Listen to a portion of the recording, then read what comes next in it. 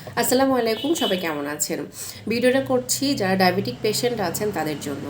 যদি আপনি diabetes patient হয়ে থাকেন তাহলে আমি আপনাকে অবশ্যই বলবো যে আপনি যদি ওষুধ নিয়ে থাকেন অথবা ইনসুলিন কন্টিনিউ করে থাকেন, তার পাশাপাশি আপনার খাদ্য ব্যবস্থাপনা সঠিক হওয়া খুবই জরুরি।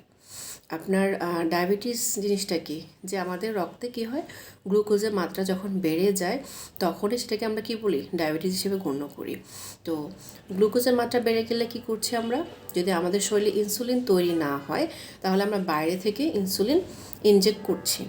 ওকে, এবং অনেকেই কী করছে, আমাদের শরীরে ইনসুলিন তৈরি হচ্ছে তাহলে আমরা ওষুধ কেন খাচ্ছি, কারণ হচ্ছে যে আমাদের কি ওই ইনসুলিনটা হয়তো ঠিকমতো কাজ করতে পারছে না, অথবা যতটুকু প্রয়োজন উৎপন্ন হওয়ার ঠিক ততটুকু উৎপন্ন হচ্ছে না।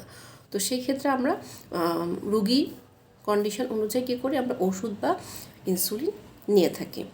এর পাশাপাশি আপনাকে অবশ্যই, যেহেতু আমরা খাবারের মাধ্যমে গ্লুকোজটা আমাদের শরীরে ইনটেক হচ্ছে, তাহলে আমাদের খাবারটা সঠিক হওয়া উচিত।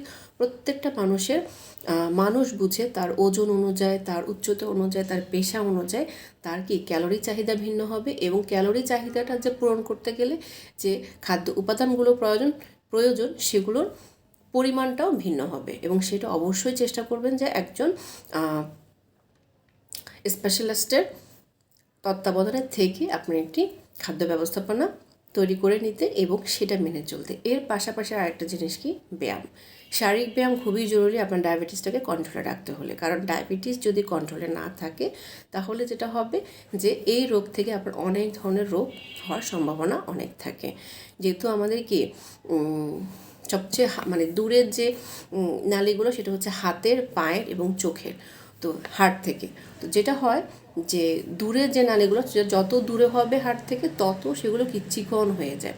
তখন আমাদের যদি ডায়াবেটিসটা আনকন্ট্রোল থাকে তাহলে এই চিকন নালীগুলোতে কী হবে, গ্লুকোজগুলো জমে ব্লকেজ তৈরি করবে এবং এগুলোর কি স্বাভাবিক যে বোধশক্তি সেটা কমতে থাকে।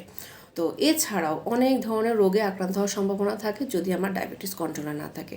তাহলে ডায়াবেটিস কন্ট্রোল করতে হলে ওষুধ, ইনসুলিনের পাশাপাশি খাদ্য ব্যবস্থাপনা খুবই জরুরি, এবং সাথে অবশ্যই শারীরিক পরিশ্রম করতে হবে। ভালো থাকবেন, সুস্থ থাকবেন।